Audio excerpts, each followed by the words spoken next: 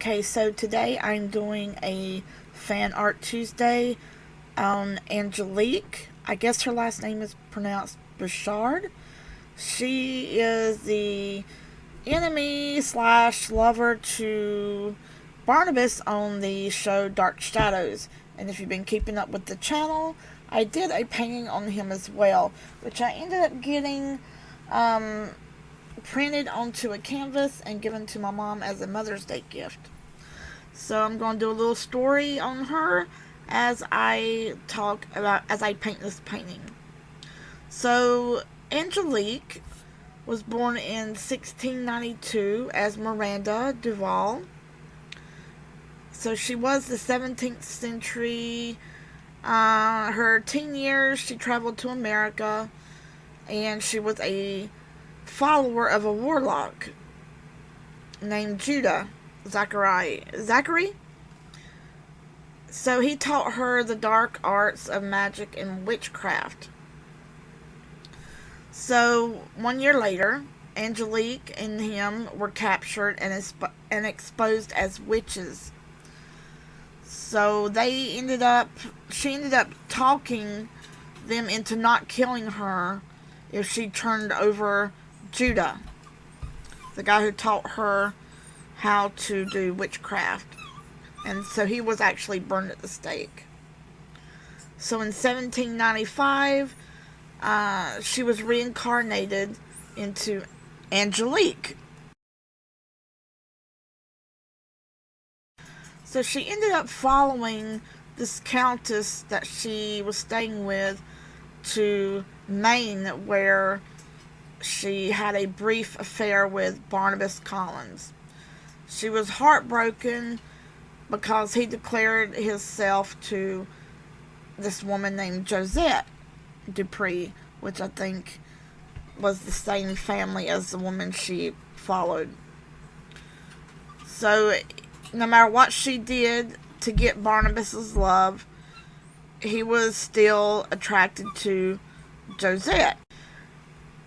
So she put a hex on her to get Josette to marry Barnabas's uncle, so that she could talk Barnabas into marrying her.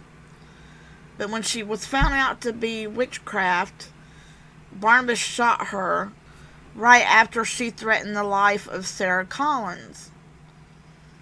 Thinking that she was dying, Angelique cursed Barnabas to be an undead, which would be a vampire.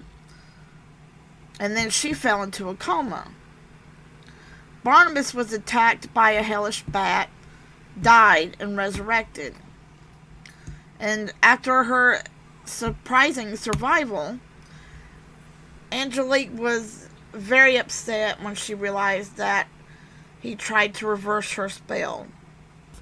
So Barnabas did end up strangling her in his mausoleum, but her soul went to what they say is a dark lord, or whoever's over the dark side, and she was able to come back many years later and still harass the heck out of him.